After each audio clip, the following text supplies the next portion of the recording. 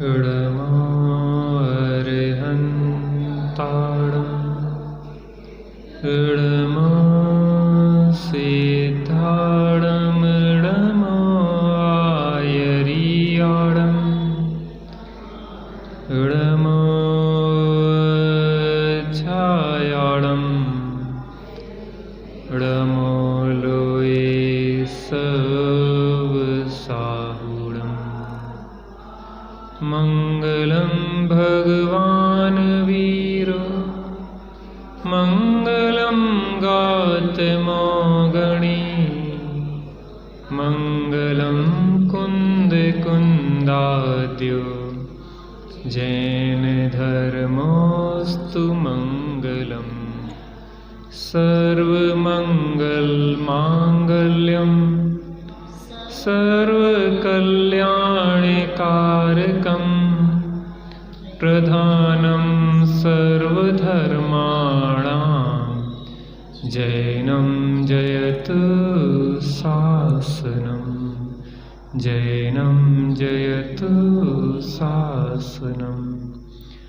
जीवमजीवं दवं जिणवरवसहेण जैणणे दिठं देविन्दविन्दवन्दं वन्दे तं सौदा शिरसा। आत्मज्ञान ही ज्ञान है शेष सभी अज्ञान आत्म शांति का मूल है वीतराग विज्ञान वीतराग विज्ञान। राम कहानी सुनो रे राम कहानी राम कहानी सुनो रे राम कहानी।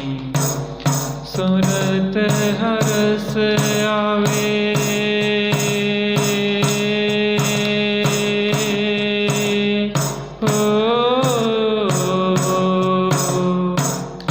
सुनत हरस आवे वीरा की वाणी राम कहानी सुनो रे राम कहानी राम कहानी सुनो रे राम कहानी।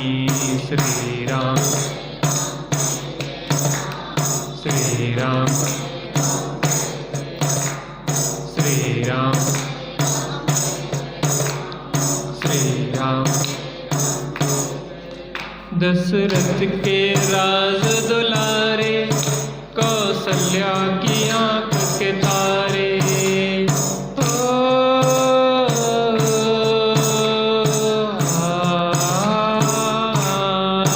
दशरथ के राज दुलारे कौशल्या की आंख के तारे। वे सूर्यवंश के सूरज वे रघुकुल के उजियारे। रवि सेन गुरुवर बोले हो रवि सेन गुरुवर बोले अमृतमयी वाणी राम कहानी सुनो रे राम कहानी राम कहानी सुनो रे राम कहानी। श्री राम श्री राम श्री राम श्री राम। वज्रवर्त धनुष गह करके रघुलाए सीतावर के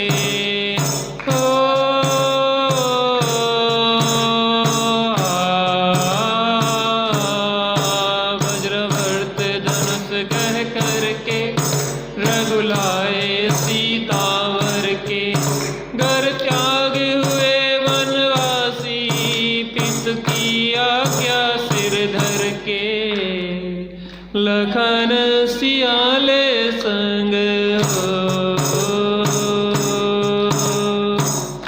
लखन सियाले संग छोड़ी राजधानी राम कहानी सुनो रे राम कहानी राम कहानी सुनो रे राम कहानी श्री राम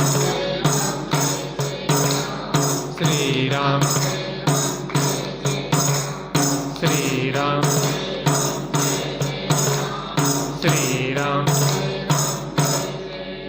सिंहनाद दशानन करके ले आया सीता हर के ओ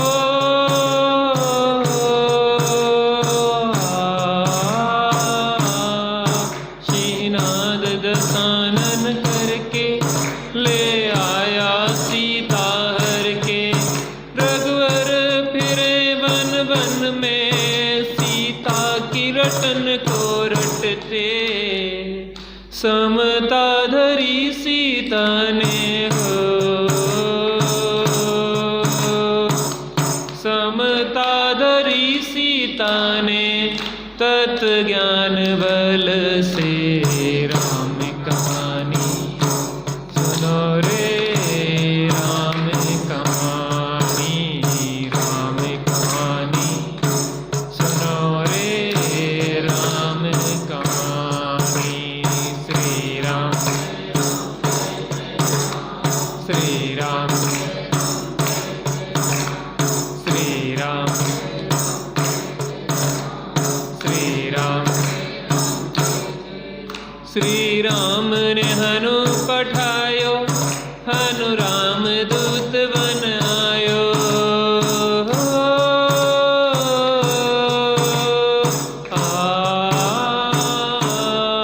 श्री राम ने हनु पठायो हनु राम दूत बन आयो सीता माँ की सेवा में रघुवर को संदेशा लायो और संग लायो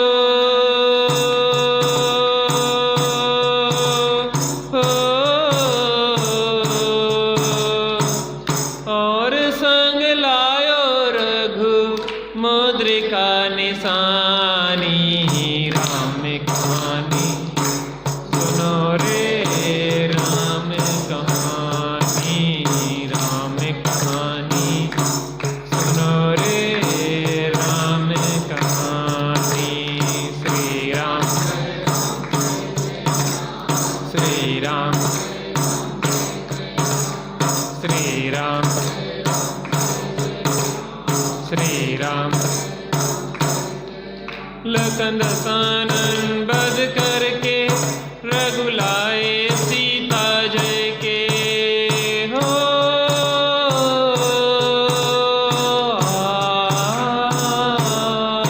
लखन दशानन बध करके रघुलाए सीता जय के और भेंट में दे दी लंका विभीषण ज्ञानी को जय के लखन सियाले संग हो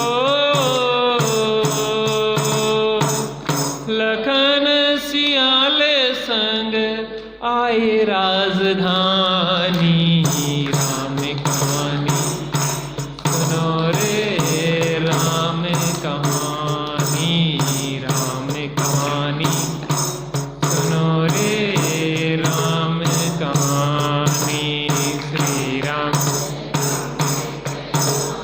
श्री राम श्री राम श्री राम बोलो बीतरागी श्री रामचंद्र की। जन्म और मरण का एक चक्र चलता रहता है। जिसने जन्म लिया है उसका मरण निश्चित है, लेकिन कुछ जीव ऐसे होते हैं जो जन्मते तो हैं लेकिन मरते नहीं हैं, उनका निर्वाण होता है। जो इस संसार चक्र से बाहर हो जाते हैं, हम उनके गीत गाते हैं। जो जन्म और मरण की चक्की में पिसते रहते हैं, इस धरा पे उनके गीत नहीं गाए जाते हैं। जो इस जन्म मरण के चक्र से बाहर हो जाते हैं, यहाँ पे उनके गीत गाए जाते हैं। एक बार कबीरदास जी रो रहे थे। कबीरदास जी ने लिखा, चलती चाकी देख कर दिया कबीरा रोए, दो पाटन के बीच में साबुत बचा न कोई। रो रहे थे चलती हुई चक्की को देख के और कह रहे थे कि इन दो पाटों के बीच में सब पिस गए, कोई साबुत नहीं बचा। लेकिन वहीं उनका जो पुत्र था उसका नाम था कमाल। कमाल उसी चलती हुई चक्की को देख के हंस रहा था और कहने लगा, चलती चाकी देखकर दिया कमाल हंसाए, जो कीली की शरण गए ताकि पिसे बलाए। जो कीली को शरण ले लेता है, जो कीली को दाने पकड़ लेते हैं, वो पिसते नहीं है। जो कीली को छोड़ देते हैं वो ही दाने पिसते हैं। ऐसे ही जो एक ध्रुव स्वभाव की एक आत्मा की कीली की शरण ग्रहण करता है, वो संसार की चक्की में नहीं पिसता है। और जो एक ध्रुव कीली की शरण छोड़ देता है, वो 4 गति 84 लाख योनियों की चक्की में पिसता रहता है। समय सार की शायद चौथी गाथा की टीका में कहा कि महामोह रूपी पिशाच इस जीव को बेल की भांति जोत रहा है और भार वहन करा रहा है। हमें सबको भूत लगा है। कौन लगा है? भूत। और वो लगा है मोह रूपी भूत। मोह ममता में पड़े हुए है ना, मोह रूपी भूत लगा हुआ है। वो संसार रूपी चक्की में, संसार चक्र में परिभ्रमण करा रहा है और बेल की भांति जोत रहा है। हम दुखी भी होते हैं, शिकायत भी करते हैं, परेशान भी होते हैं, लेकिन उस चक्की में ही पिसते रहते। आखिर जाएंगे कहाँ? रहना तो इन बीवी बच्चों के बीच में ही पड़ेगा।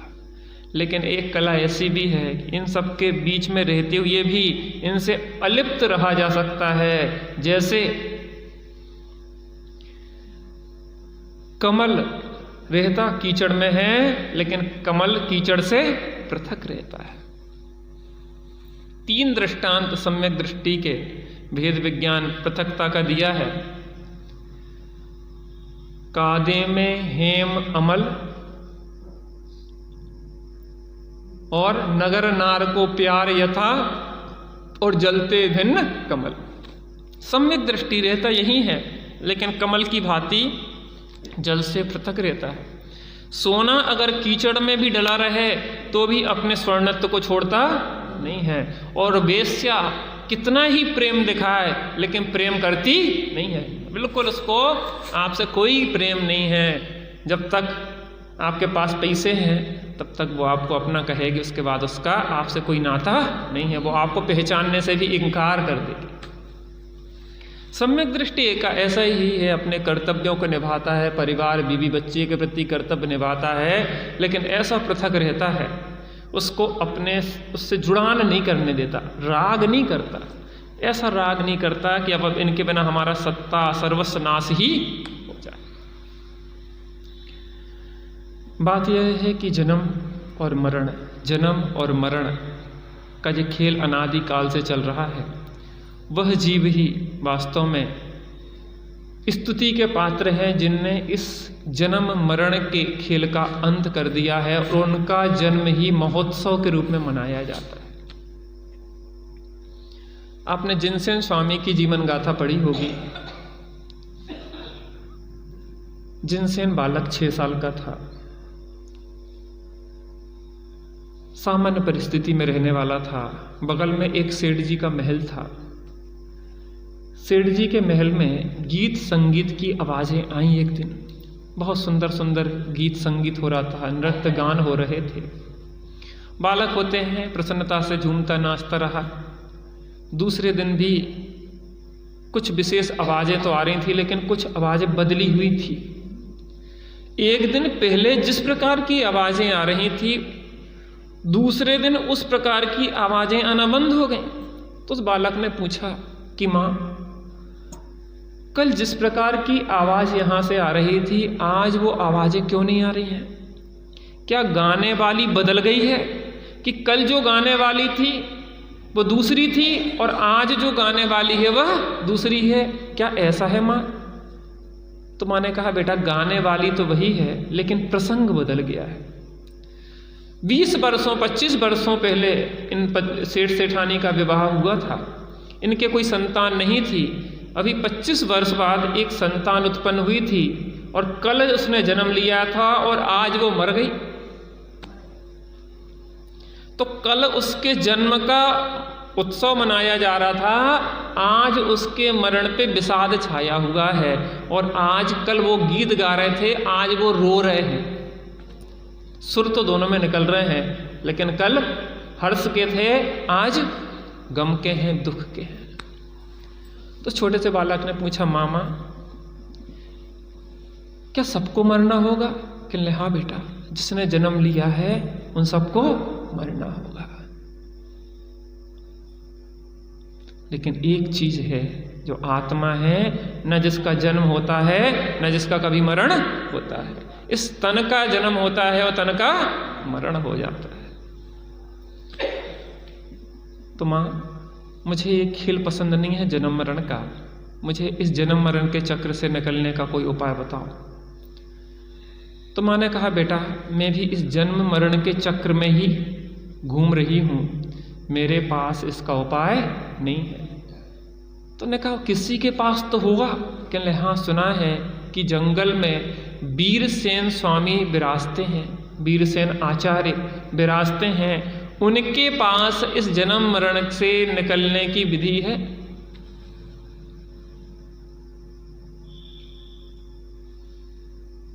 तो बेचारा बालक 6 साल का, उसके अंदर तड़प पैदा हुई कि मुझे निकलना है संसार से।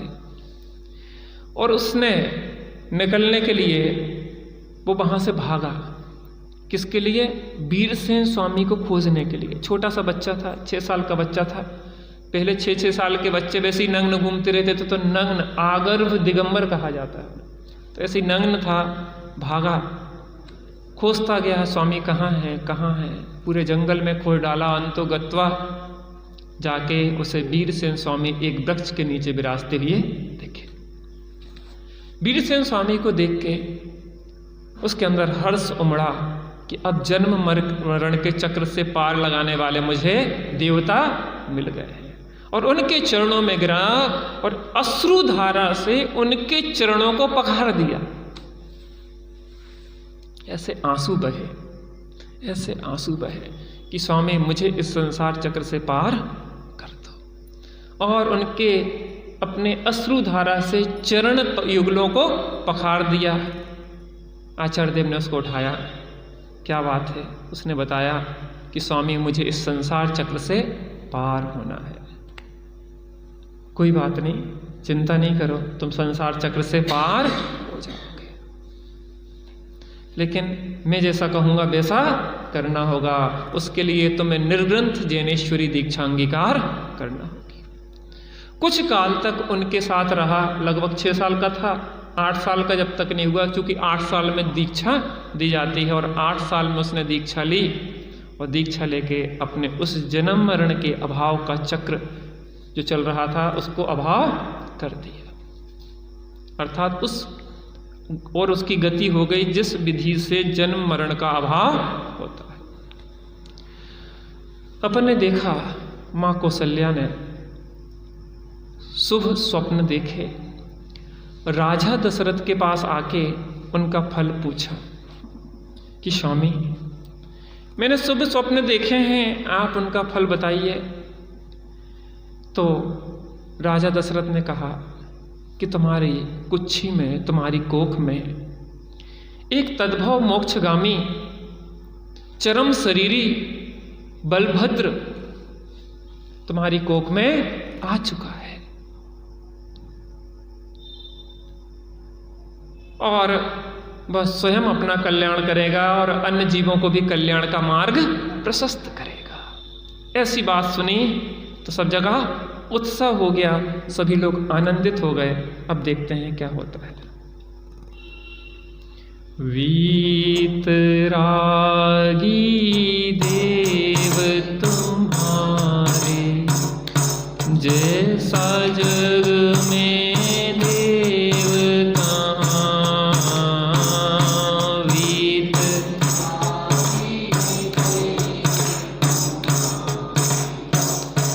जैसा जग में देव कहाँ, मार्ग बताया है जो जग को, कह न सके कोई और यहाँ।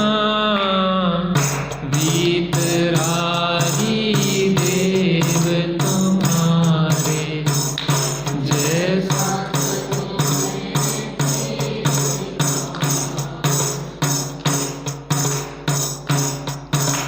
जीत बाहरी पुओं को बल से, राज करेगा सुख से। अंत समय में मार मोह को, छूटेगा भव दुख से। पुलकित था कौसल्या तन सब, सुन कर सुख करवाणी। प्रभु पूजार्थ गई जिन ग्रह में, लेकर के गई रानी। प्रभु पूजन से कष्ट दूर हो, इष्ट सिद्धि झट होती। क्रोध मान माया की सेना, रहती सारी सोती। पूर्व दिशा से प्रगटित होता, जैसे देव दिवाकर। प्रगट हुआ कौसल्या से, त्यों जग में पुत्र मनोहर। वीतरागी जैसा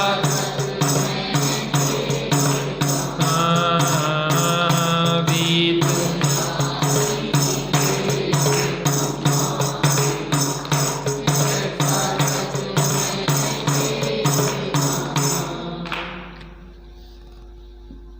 स्वपर कल्याण में स्वकल्याण मुख्य है, पर कल्याण गौण है। स्वपर कल्याण में स्वकल्याण मुख्य है और पर कल्याण गौण है। सबसे पहले अपना हित करना चाहिए। लौकिक दृष्टि से देखें तो दूसरे का हित मुख्य है कि भैया अगर आपको एक रोटी मिली है तो पहले अतिथि को खिलाओ और फिर आप खाओ। लेकिन यहाँ पे परमार्थ दृष्टि से देखा जाए तो आत्म कल्याण मुख्य है और पर कल्याण गौण है। क्योंकि जो स्वयं आत्म कल्याण नहीं कर पाता है वो दूसरों का कल्याण भी नहीं कर सकता है। पहले स्वयं तैरना जाने फिर दूसरे को तैरना सिखाए। जो स्वयं तैरना नहीं जानता है वो दूसरों को तैरने की कला सिखा नहीं सकता। पहले भवसागर से स्वयं तैरने की कला सीखना चाहिए, फिर दूसरों को भी कल्याण का मार्ग बताना चाहिए। तो राजा दशरथ ने कहा कि तुम्हारा जो पुत्र होगा वह पुत्र स्वपर कल्याण करने वाला होगा, जगत को भी मुक्ति का मार्ग दिखाएगा और स्वयं भी मुक्त होगा। और उसे अपने अंत समय में वो संपूर्ण मोह का नाश करके मोक्ष को प्राप्त करेगा। ऐसी बात को सुन के कौशल्या माँ प्रफुल्लित हो गई। कौन ऐसी माँ होगी जो यह जान के कि मेरा बच्चा जन्म मरण का अभाव करने वाला है प्रफुल्लित नहीं होगी। देखो, अपन जन्मदिन मनाते हैं, जन्म दिवस उन्हीं का मनाया जाता है जिसको उसी भाव से मोक्ष जाना हो। जो उस भाव से मोक्ष जाने वाला नहीं है उसका जन्म दिवस नहीं मनाया जाता है। तीर्थंकरों का जन्म कल्याण स्वरूप होता है। महापुरुष चरम शरीरी तद्भव मोक्षगामी जीव जो होते हैं उन सभी का जन्म कल्याण स्वरूप होता है, क्योंकि उस भाव में वह मोह का क्षय करके मोक्ष प्राप्त करने वाले हैं।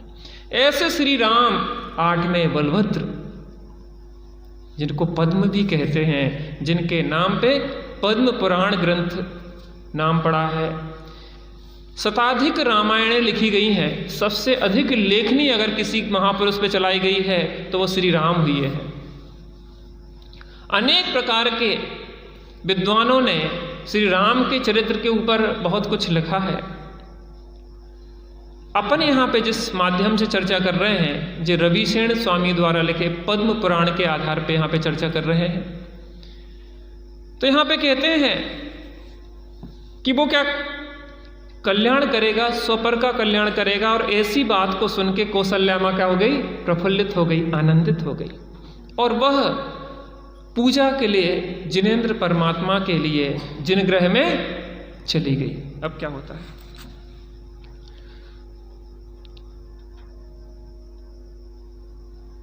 राम जन्म के समय भूप ने उत्सव अधिक मनाया,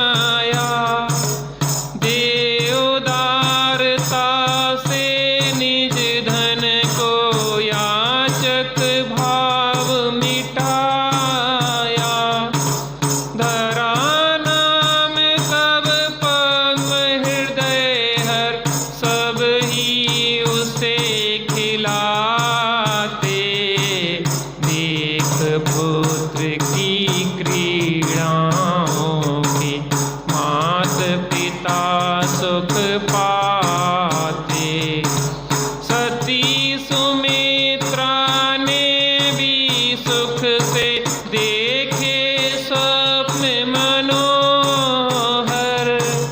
हर्षित हुई हृदय में अतिशय पति मुख से फल सुन कर, हुआ सुमित्रा की सुकुच्छि से लक्ष्मण अति बलशाली, प्रमुदित होते हुए उसे लग पुरवासी नर नारी, वीतरागी देव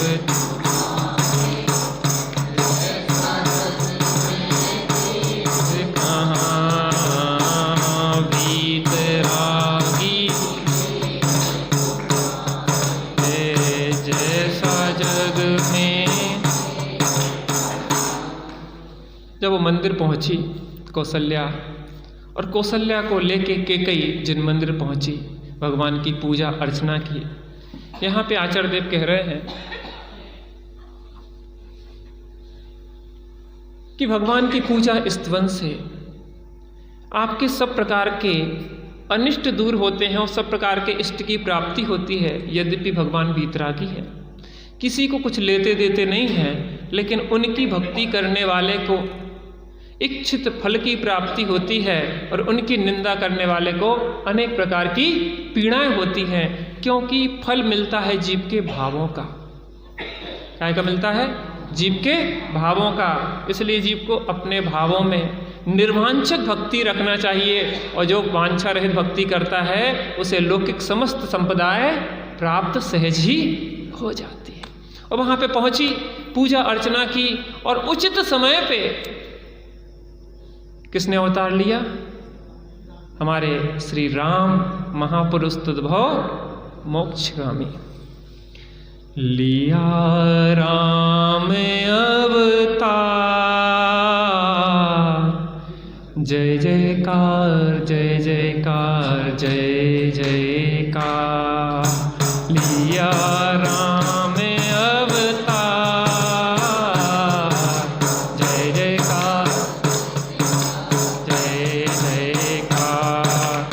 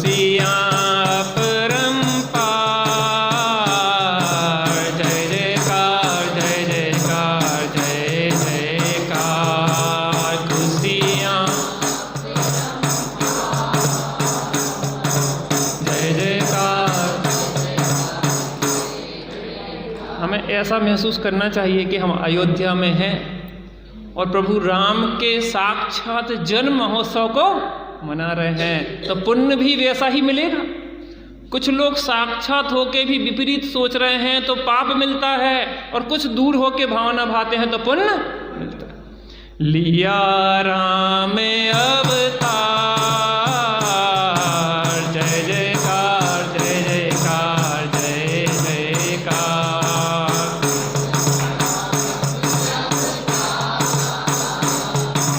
जय जय पुष्प और रत्नों की वर्षा,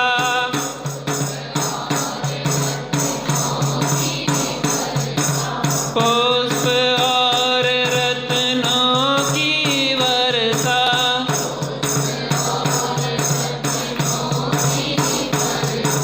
सब जन करते हर्षा हर्षा।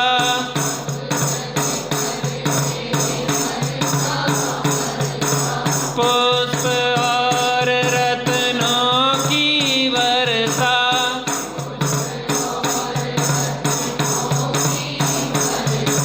सब जन करते हर्षा हर्षा।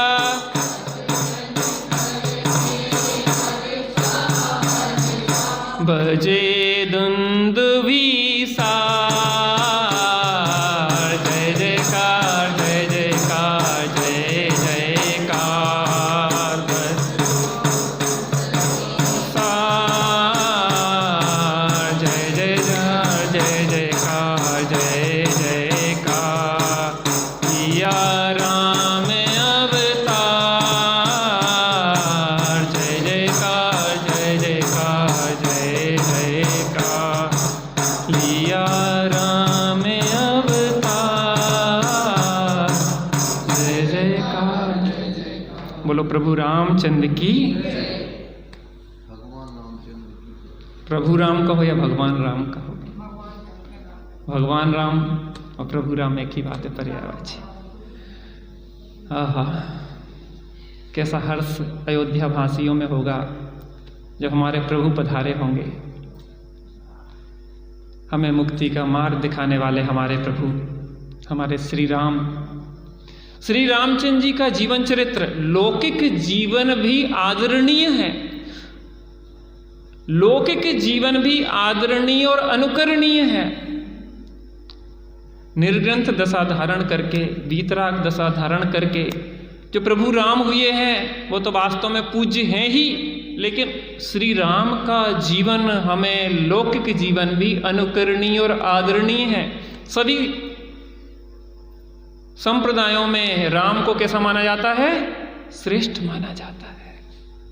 हमारे जीवन की समस्याएं जो हैं, उन समस्याओं के समाधान प्रभु राम के जीवन चरित्र में मिलते हैं। इधर आ जाओ ना सामने, इतनी दूरी क्या है, खाली डली है यहाँ पे। आ जाओ भैया चारों लोग। हाँ हम अपनी जीवन की समस्या, इधर आ जाओ सामने आ जाओ। आओ, हम अपने जीवन की समस्याएं अपने माध्यम से, अपनी सोच से नहीं सुलझा सकते। हमें लगता है कि हम दुखी हैं तो रुपया कमा लेंगे ज़्यादा, बड़े बड़े मकान हो जाएंगे, बाह बहुत वैभव हो जाएगा तो हम सुखी हो जाएंगे। लेकिन प्रभु राम कहते हैं कि बाह वैभव से सुखी नहीं होंगे, तो मैं बाह वैभव को त्याग के सुखी होंगे। क्या करके? इस बाह वैभव को त्याग के लौकिक जीवन में भी उन्होंने सिखाया कि अपने पिता की आज्ञा के पालन करने के लिए उन्होंने सब कुछ छोड़ दिया। इसलिए हमें भी देखना चाहिए कि हमारे बड़ों की आज्ञा जो है, उस आज्ञा का पालन हमें करना चाहिए। और रामचंद्र जी का जन्म हुआ, सुमित्रा माता ने भी 4 स्वप्न देखे, और उन 4 स्वप्नों के फल में राजा दशरथ ने कहा कि यह अपने शत्रुओं को नष्ट करने वाला होगा, महाप्रतापी होगा, त्रिखंडाधिपति, नारायण पद से शोभित होगा। और जिस दिन लक्ष्मण का जन्म हुआ, रावण के यहाँ अनेक प्रकार के उपद्रव हुए, अनेक प्रकार के विघ्न हुए। इससे पता पड़ा कि कोई ऐसा उत्पन्न हो गया है जो इसका नाश करने होता है। ऐसा निमित्त नैमित्तिक संबंध होता है। रावण ने बहुत मरवाने का प्रयास किया था, लेकिन जो होने योग्य होता, जो होने योग्य होता बस वो ही हो रहा है।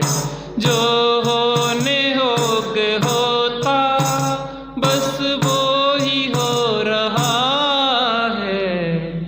स्वयमेव इस जगत का सब काम हो रहा है। स्वयमेव इस जगत का सब काम हो रहा। जिस सूत्र इतना निर्भर कर देता है कि हमारे सिर का कुंडलों बोझ उतार देता है। सब व्यवस्थित, एकदम सुनिश्चित, क्रमबद्ध, क्रम नियमित। तुम सोच रहे कि हम कमाई कर रहे हैं, हम लाभ कर रहे हैं, तुम्हारे करने से नहीं हो रहा है। सब उदय करवा रहा है। हम तो मात्र कठपुतलियां हैं जो नीचे नाचती हुई दिख रही हैं। तुम्हारी बुद्धि भी वैसी चलेगी जैसा उदय होगा। ऐसे काम करोगे जब पाप का उदय होगा कि नुकसान ही नुकसान लगेगा, और काम करोगे उल्टे और होना होगा लाभ तो लाभ होगा। धन्य कुमार चरित्र में देखें तो वो अकृत पुण्य जहां जहां हाथ डालता था वहां वहां हानि होती थी, और धन्य कुमार जहां जहां जाता था वहां पे लाभ होता था। टूटी हुई खाट खरीद के ले आया, टूटी हुई स्मशान घाट में जो खाट पड़ी हुई थी, और वहां पे उस स्मशान घाट से जो वहां पे था जल्लाद, वो उस खाट को उठा के ले आया, बाजार में बेच रहा था, और इनने उसको खरीद लिया। घर पे आए तो भाई हंसने लगे कि ये तो बता ऐसा व्यापार धंधा करने, पैसा मिटाया, जो टूटी खाट ले आओ। माँ प्रेम करती थी तो माँ थोड़ा पोंछने लगी तो पाया ऐसे ही कमजोर था, वो टूटा और छन छन छन छन छन रत्न हीरे माणिक मोती ऐसे बिखरने लगे। ये कहलाती है कमाई, और हम उते बैठे बैठे कमा रहे। देखो सीधा सीधा फॉर्मूला है। पुण्य के उदय से बाह्य अनुकूलताएं होती हैं। धन आदि प्राप्त कैसे होते हैं? पुण्य के उदय से। और पुण्य का उदय होता है, बंधता है पुण्य बंध देवसाद गुरु की चरण उपासना से। तो यहां स्वाध्याय करेंगे, पूजा उपासना करेंगे तो वहां पैसा आएगा। जो लाइट जलाना होगी तो कहां से जलाएंगे?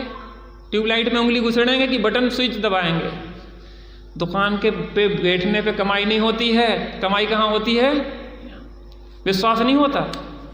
यहां से हम मरे और स्वर्ग में गए, स्वर्गों में सेवकों की फौज खड़ी होगी, आइए स्वामी आइए, आपका इंतजार था। किसने खड़ा किया बताइए? आपने तो कोई, आज तो आपके नौकर पैसा आप देते हो और आपको ही दो बातें सुना जाते हैं, आपकी सुनते नहीं हैं और उसके लिए पैसा भी देते हैं, और वे फ्री के नौकर वहां खड़े रहेंगे और वो हाथ जोड़ के खड़े रहेंगे। जब आप उत्पात सैया से उठेंगे, आइए आइए स्वामी जी मैं आपका इंतजार कर रहा था, तो आपका इंतजार किसने करवाया? आपका पुण्य पहले पहुंच गया था, आपके पुण्य ने पहले सेवक खड़े कर दिए थे। वहां पे आपके लिए देवांगनाएं सुंदर वहां पहले से खड़ी थी कि आइए स्वामी आपका ही इंतजार था।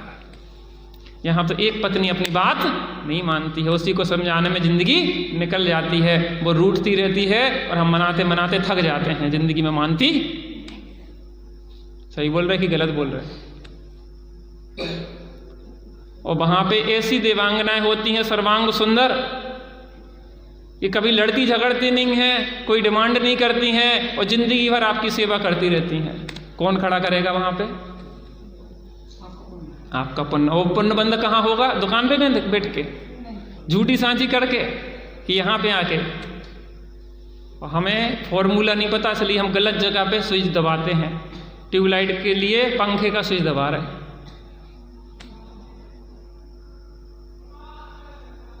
कौन कहता है भगवान आते नहीं, भगवान आते तो हैं हम बुलाते नहीं। कौन कहता भगवान आते तो हैं हम बुलाते नहीं।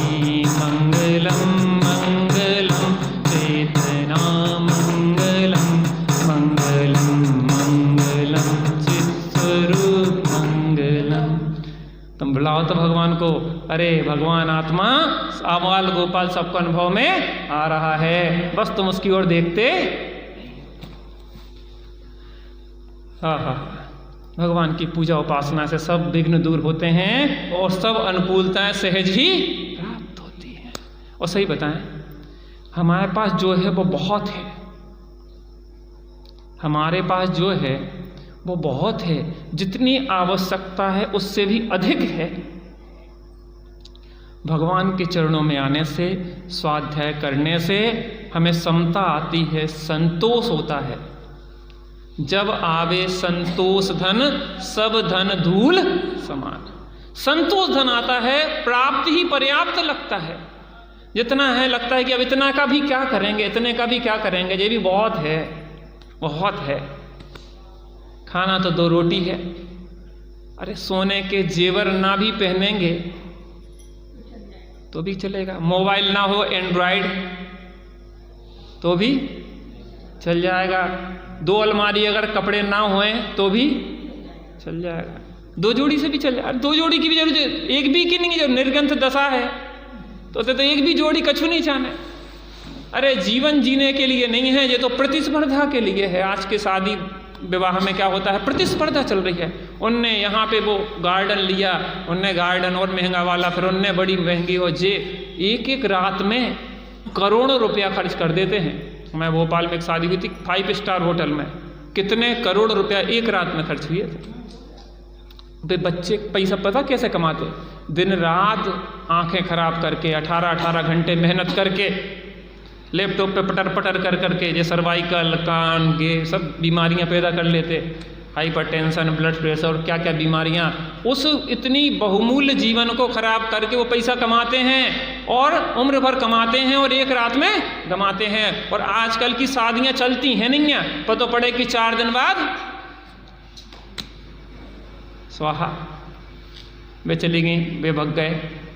औपचारिकताएं हैं, अंदर से प्रेम तो है नहीं है, दिखावटी और बनावटी सब कुछ चल रहा है।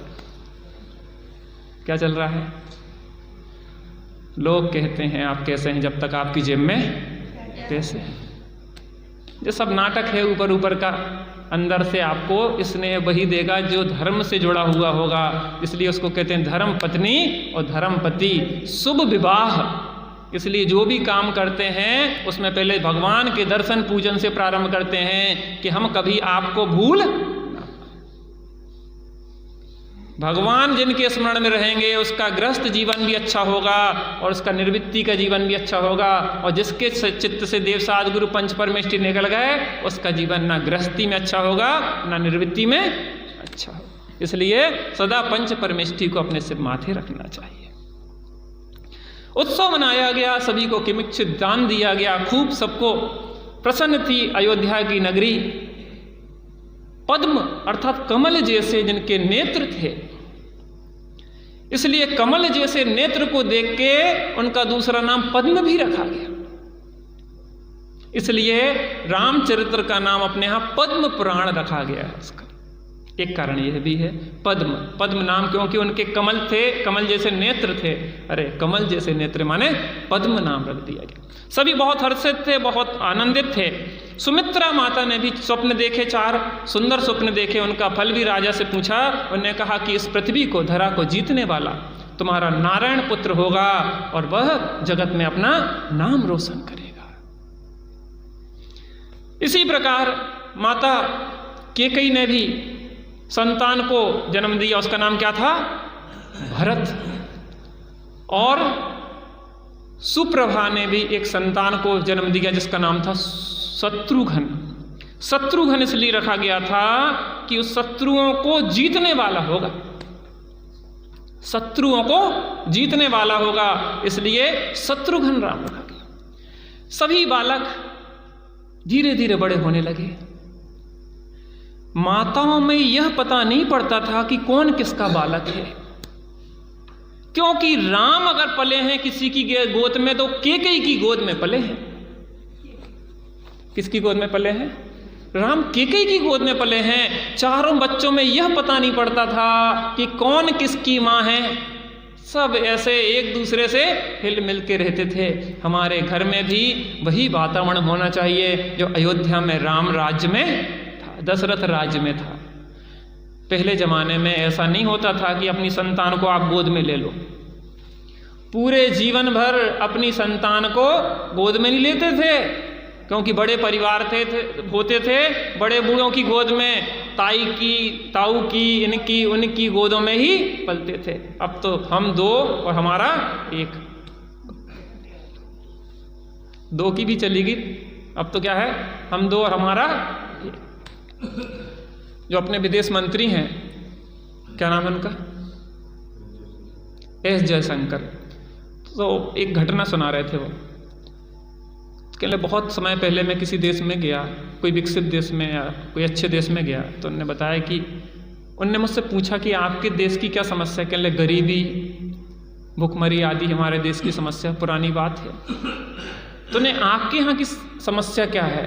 कहले हमारे देश में समस्या ये है कि हमारे जो फैमिली रिलेशन हैं वो बहुत ख़राब हो रहे हैं, साथ में नहीं रहना चाह रहे हैं। आजकल बच्चों को उत्पन्न करना भार लग रहा है। हमें ये चिंता है कि हमारी संतति कैसे चलेगी। लिव इन जो एक चलने लगा ना आजकल, लिव इन, साथ में रहेंगे बिना शादी के, उससे क्या हो रहा है कि संतति आपकी नष्ट हो रही है, आपकी संस्कृति नष्ट हो रही है। इस प्रकार के कार्य से हमारे लिए लौकिक दृष्टि से बहुत ही चिंतनीय और विचारणीय स्थिति पैदा हो रही है।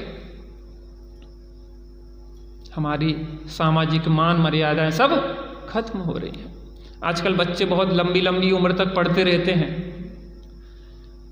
25 साल, 30 साल, 32 साल, 35 साल तक कैरियर में लगे रहते हैं, और पता पड़ता है कैरियर के चक्कर में जीवन ही। इतनी जरूरत नहीं है, इस बात को हमें समझना होगा। पहले एक कमाता था और पूरा परिवार खाता था 50-50 लोगों का, और आज 2 कमा रहे हैं और एक बच्चे को नहीं पाल पा रहे हैं। इसका मतलब यह है कि कहीं ना कहीं हमारी सोच में अंतर है, हमारी जीवन शैली, हमारी लाइफ स्टाइल कुछ विकृत हुई है, जिसके कारण हम आज दुखी हो गए हैं। पेट भरने के लिए बहुत कुछ नहीं चाहिए। जो ज़्यादा पैसा कमा लेते हैं उनका खाना कम हो जाता है,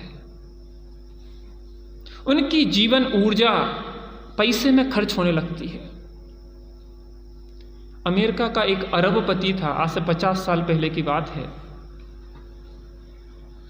उसका नाम मुझे स्मरण अभी नहीं आ रहा है, मैं आपको याद बताऊंगा। उस व्यक्ति के मरते समय, उस समय लगभग 10 अरब रुपया छोड़ के गया था वो, आज से 50-60 साल पहले की बात है।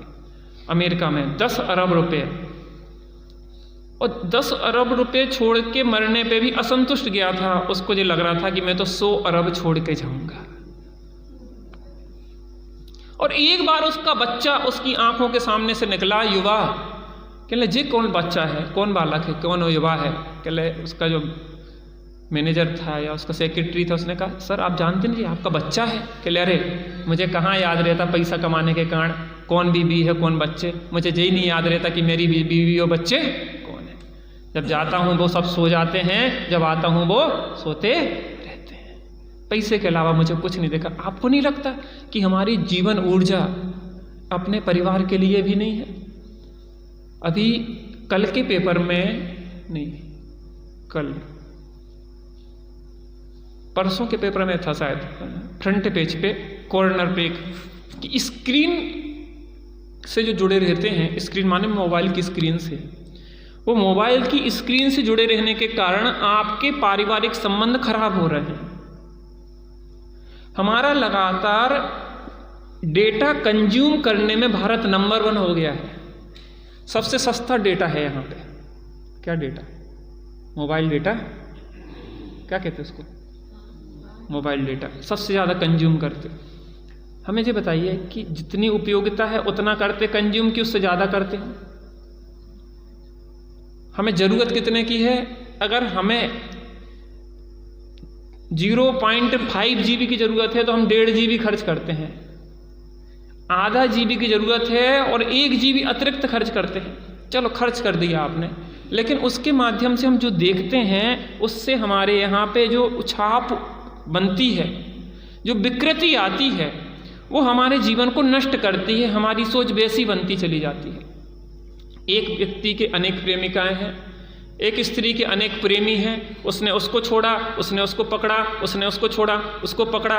जब हम ये चीज़ें बार बार देखते हैं, ऐसे सीरियल देखते हैं, ऐसे पिक्चर देखते हैं, ऐसे लोगों को देखते हैं, देखते देखते हमारी मनोवृत्ति भी ऐसी ही बनती चली जाती है।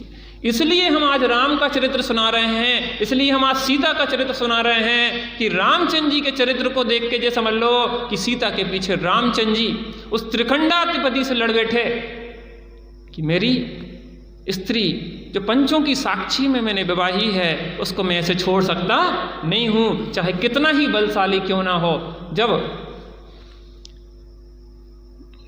सुग्रीव ने कहा कि मैं अपनी सुंदर सुंदर कन्याओं का विवाह तुमसे कर देता हूं, आप सीता को भूल जाओ, कह ले नहीं भैया सुग्रीव, सीता को भूला नहीं जा सकता है, वो मेरे भरोसे यहाँ पे आई, मैं उसको कैसे छोड़ दूंगा, चाहे प्राण चले जाए लेकिन सीता को मैं छोड़ नहीं सकता।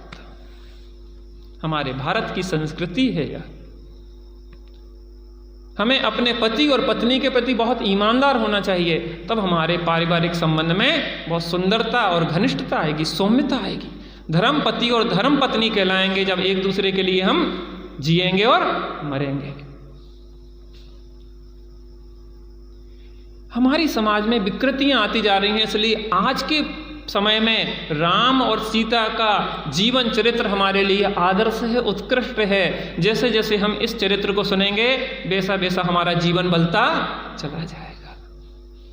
इसलिए कुछ अच्छा खाओ, जहर खाएंगे तो जहर का असर होगा और अमृत पिएंगे तो अमृत का असर होगा, और ये तो वास्तव में अमृत बूटी है। इस प्रकार से बहुत सुंदर तरीके से वहाँ पे धीरे धीरे पल रहे थे। बाल सुलभ चेष्टाएं देख के सभी नर नारी हर्षित हो रहे थे, और धीरे धीरे करके वो चारों राजकुमार कैसे हो गए, बड़े हो गए। अब आगे प्रसंग जो चलेगा वो सीता के जन्म उत्पत्ति के संबंध में चलेगा। इसके सीता का और भामंडल का जन्म कैसे हुआ, बहुत रोचक कथा है, बहुत रोचक कथा है। एक आपको लगेगा कि क्या है, एक लंबी कथा, पूर्व भवों की भी अनेक कथाएं इसमें जुड़ी हुई होंगी, और उससे आपको पता पड़ेगा कि किस प्रकार से जीव संसार में परिभ्रमण करता है। वो आपको भजन याद आएगा। जो थी माता तेरी वो ही पत्नी बनी, पत्नी से फिर तेरी भगनी बनी, रिश्ते करते रहे हम बिछुड़ते रहे, ना ठिकाना मिला भूल के अपना घर, जाने कितनों के घर मुझको जाना पड़ा। एक ही गर्भ में आने वाले भामंडल और सीता पूर्व भव में पति पत्नी के रूप में रहे।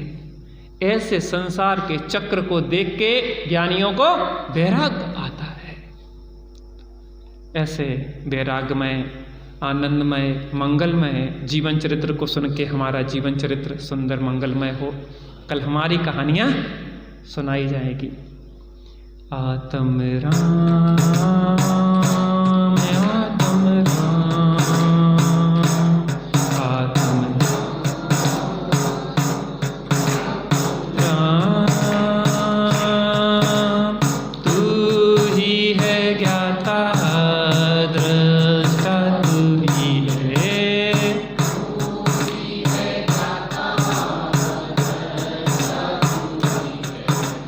मैं ही हूँ ज्ञाता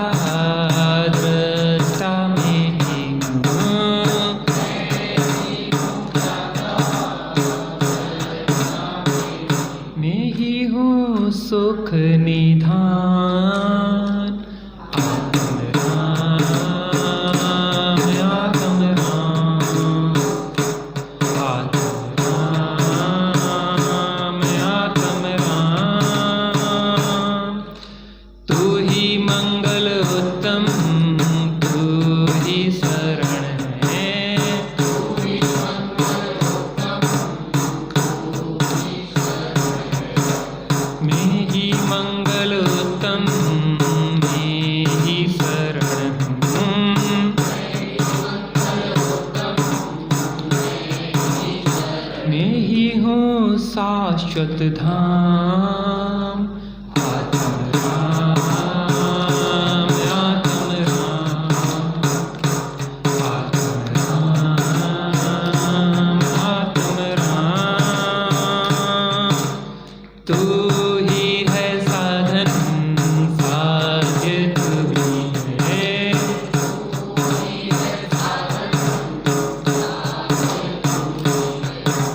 मैं ही हूँ साधन, साध्य मैं ही हूँ।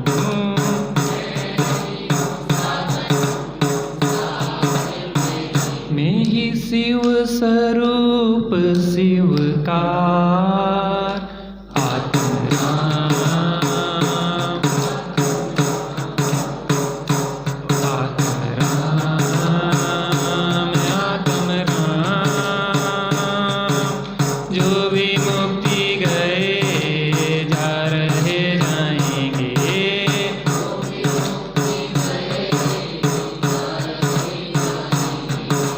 जो भी मुक्ति गए जा रहे जाएंगे।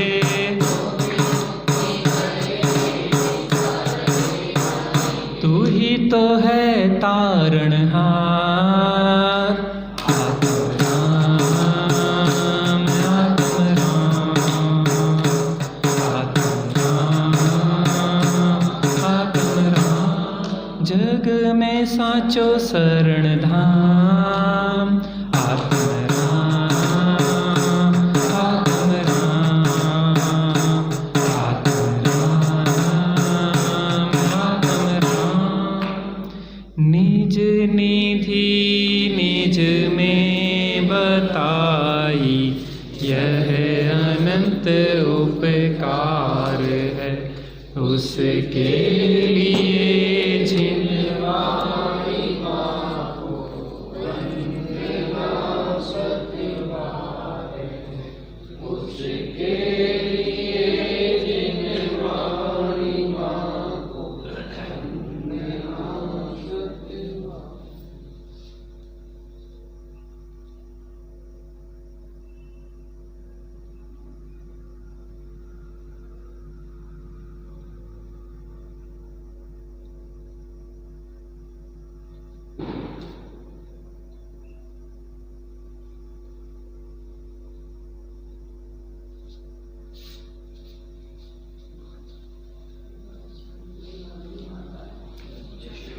द्वादशांग जन्माणी माता की, महाजैन धर्म की, पंच परमेष्टि भगवान की।